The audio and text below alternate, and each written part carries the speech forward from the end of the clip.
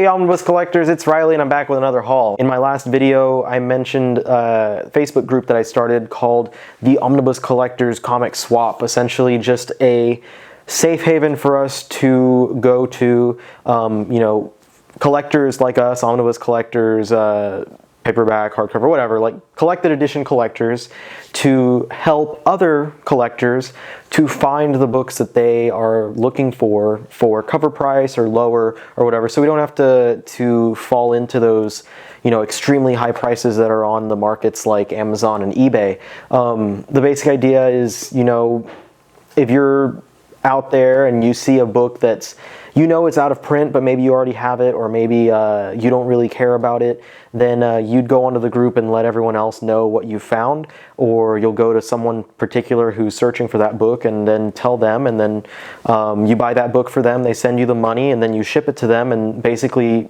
they're just paying for the book and the shipping. So that's the basic idea of the group. Or trades, if you have something rare that someone else wants and then they have something rare that you want, and trade it and stuff.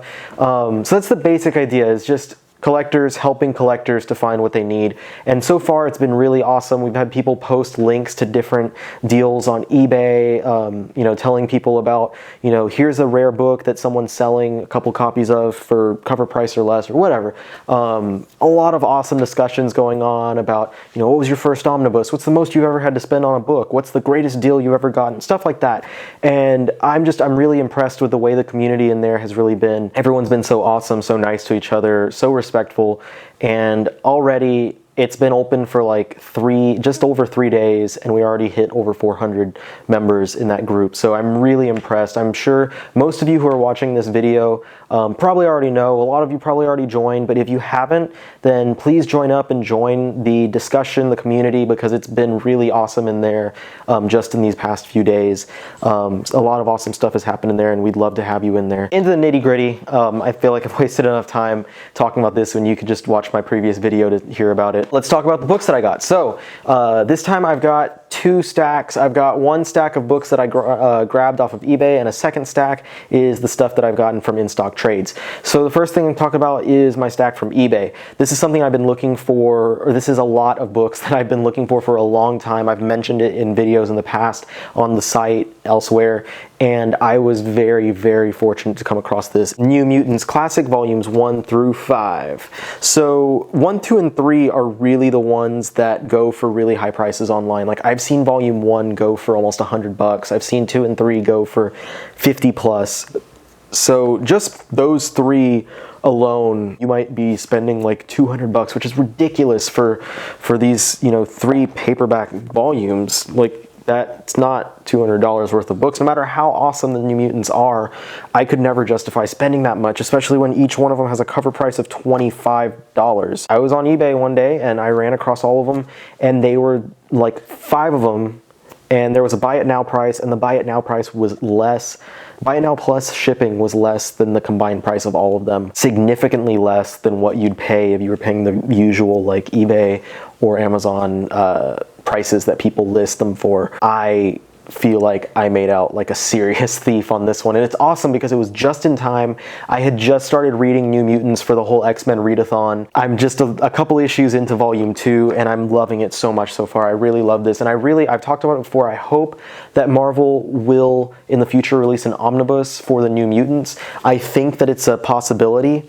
There's a lot of different factors in there that make it a high possibility that it will be something to happen, but in the meantime, I wanted to have these physical volumes to read while I was going through my readathon. So so I grabbed these 5. If you watched my haul video from the convention that I went to in Dallas, I got Volume 6 over there, and I already have Volume 7. It'll be in my next haul video. It's on the way to me right now. So yes, this is Chris Claremont. Just a little information on these. Chris Claremont is the writer on all of this. We get several different artists. We got on the first one, it's Bob McLeod, who does the art on the original graphic novel and on the first several issues. The second one, we see Sal Buscema join him. The third one is where we see Bill Sienkiewicz join in. I'm pretty sure I pronounced it right this time. I know I mispronounced it in the past, but let me know if I messed up. As well as having Steve Leiloa Let me know if I mispronounced that one. And then volume 5 has Art Adams, Mary Wilshire, Rick Lenardi, Keith Pollard, and Jackson Juice, or Jackson Guys, however you pronounce that. I was very excited to find these books. And next on my my hunt, I'm going to be looking for the Excalibur Classic volumes. So if you guys know where I can find those, send them my way, because I really need those. Anyway, so that was really exciting for me. I'm really happy to have that. The next book I grabbed was Swamp Thing, New 52, Volume 6. The subtitle on this one is The Serene. This is the third out of 4 volumes of the run that Charles Soule did to wrap up the series after Scott Snyder's run. This volume in particular collects issues 38 through 34, as well as pages from Aquaman number 31, in which Swamp Thing appeared.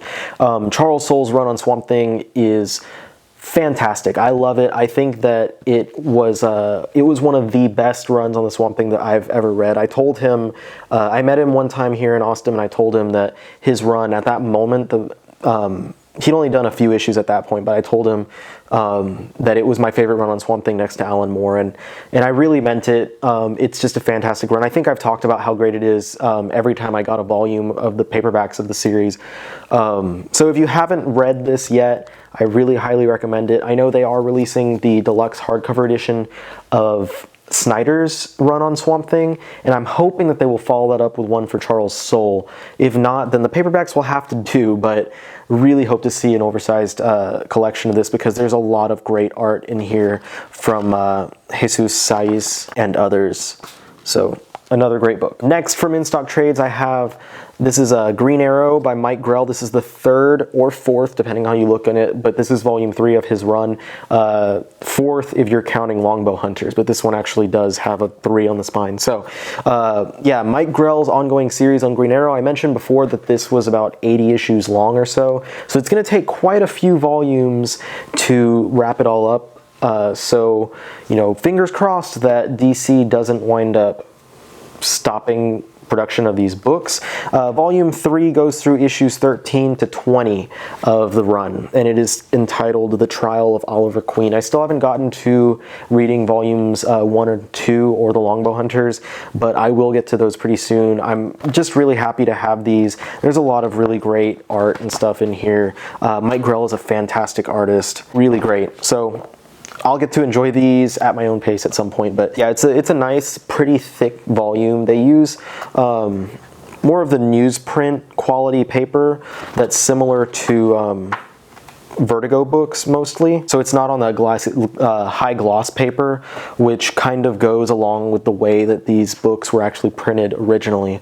So I can see DC's reasoning for doing something like that. Anyway, nice looking book. I'm not a huge fan of Green Arrow. I think like a lot of people, I was interested in before from different stuff, but it was really the TV show that launched me forward in wanting to read a lot more Arrow stuff. So thankfully, when stuff, you know, those TV shows come out, they do wind up putting out new printings and editions of books that have never been reprinted before.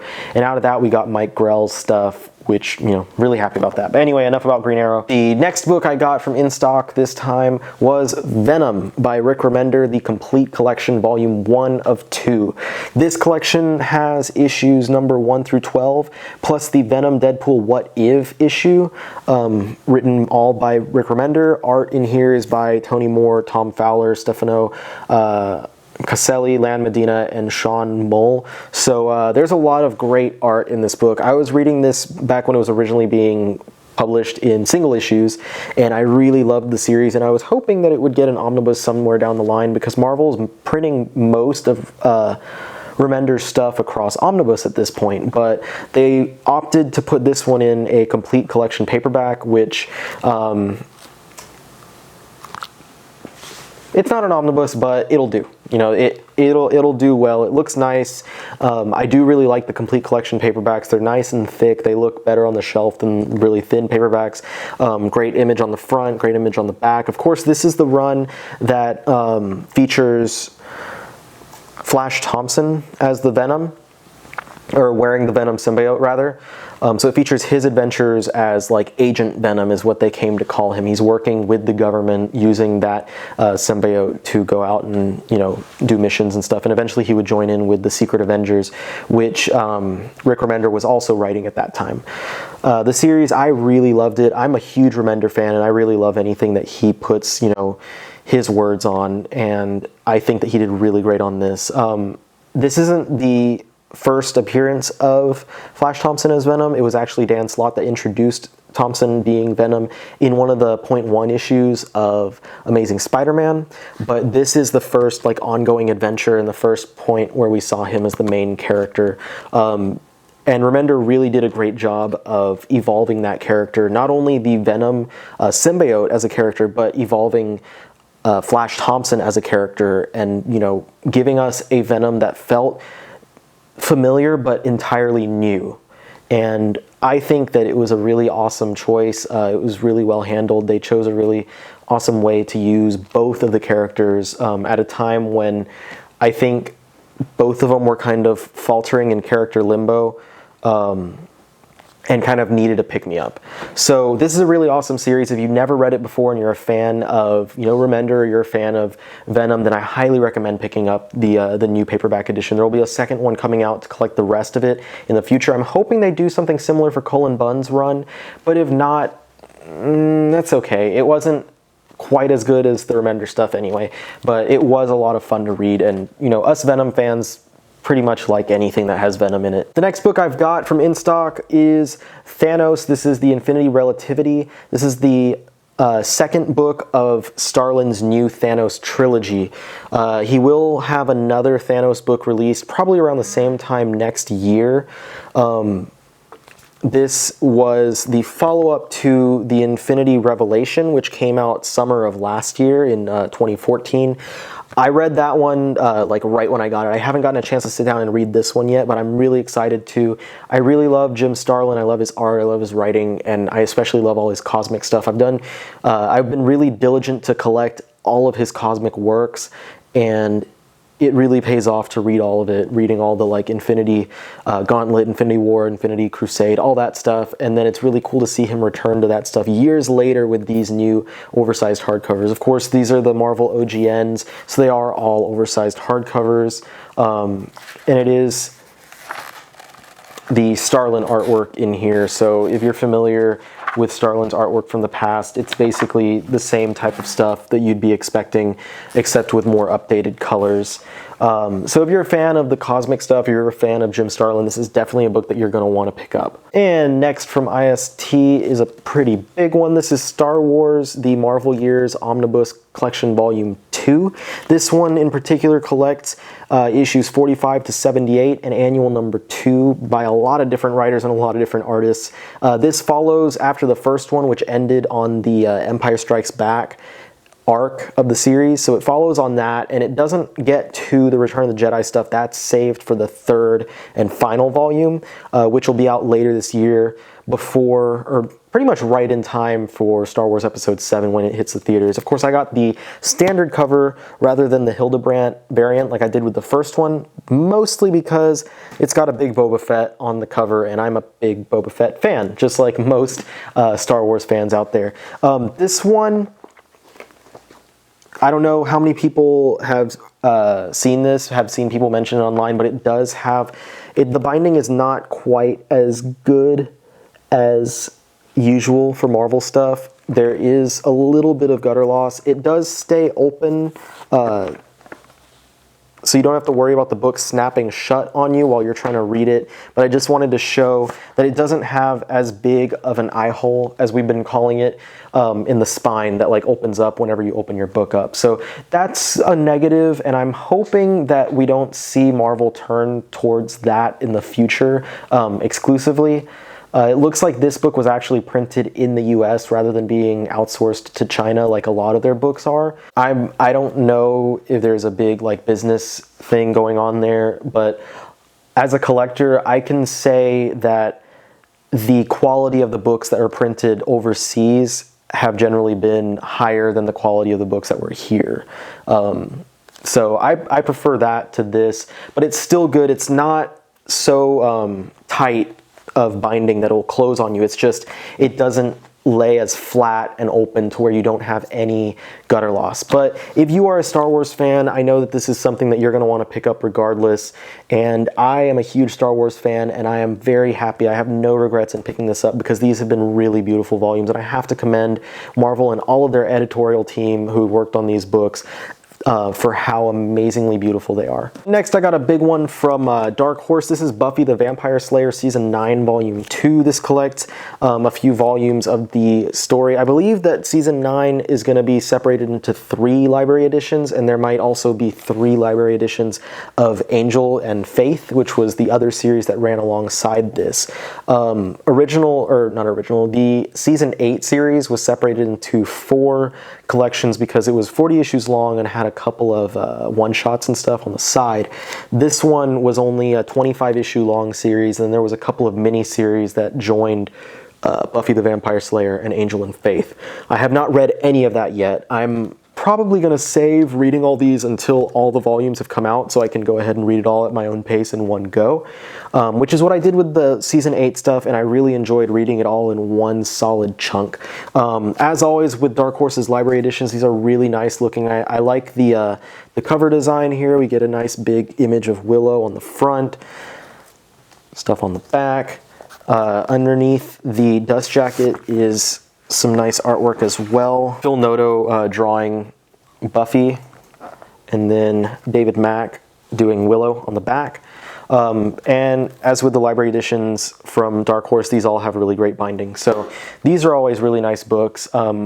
I'm a big fan of Buffy, so I'm always happy to pick these books up. And the last book I have for this one is a pretty big one. If you are on the Facebook group, then you already saw me post pictures of this earlier, but I mentioned that I would be talking about it also in my haul video, and that is Absolute Transmetropolitan Volume 1. So a nice look at that, the back cover.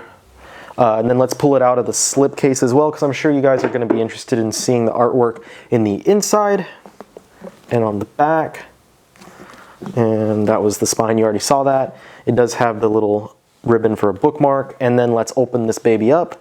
The binding, as with what I've experienced with DC's Absolute Editions, is pretty good stuff. It does stay open when you open that up. It looks like it's gonna fly open, but it's not to the point that you cannot open it at all without having to like hold it down. You know what I mean. But yeah, it lays pretty flat when you're reading it.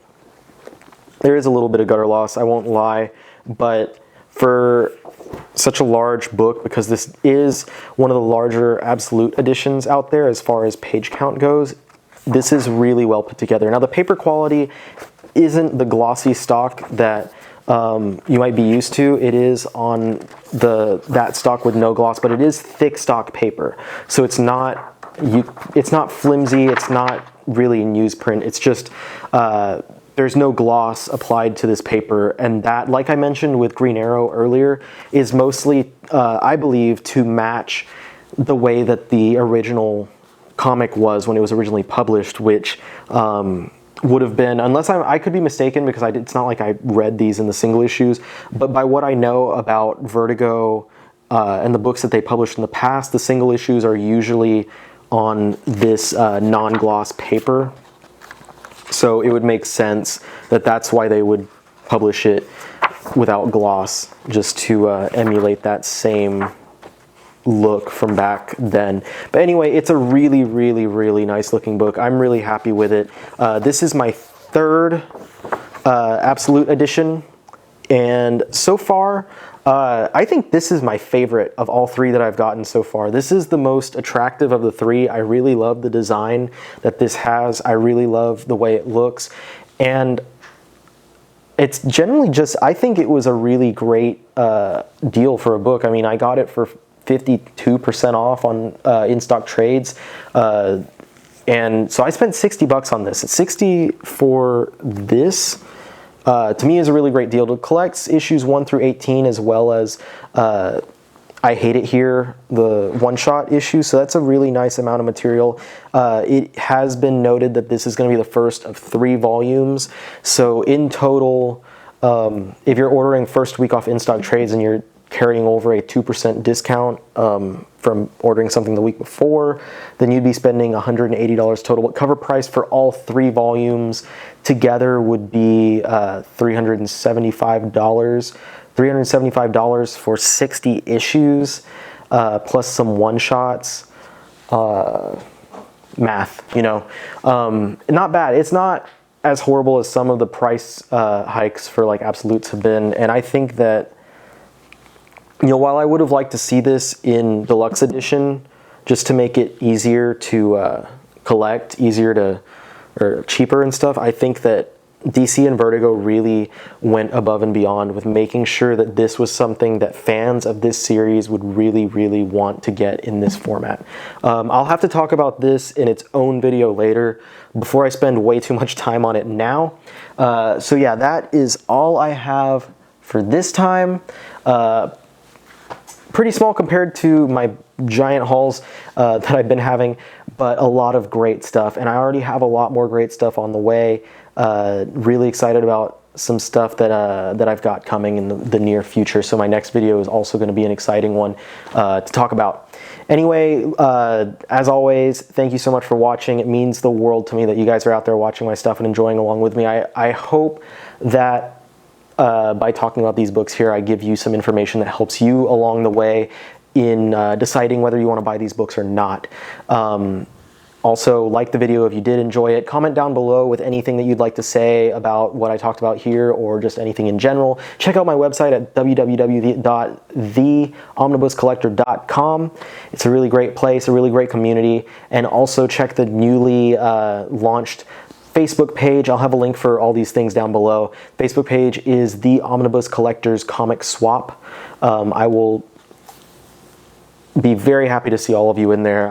I talked about it a lot at the beginning of this video, so please check it out. It's a great community in there so far. I'm really happy with the way it's going. Anyway, again, thank you so much for watching this video. We will see you guys next time. Be excellent unto each other. Stay cool and all that jazz.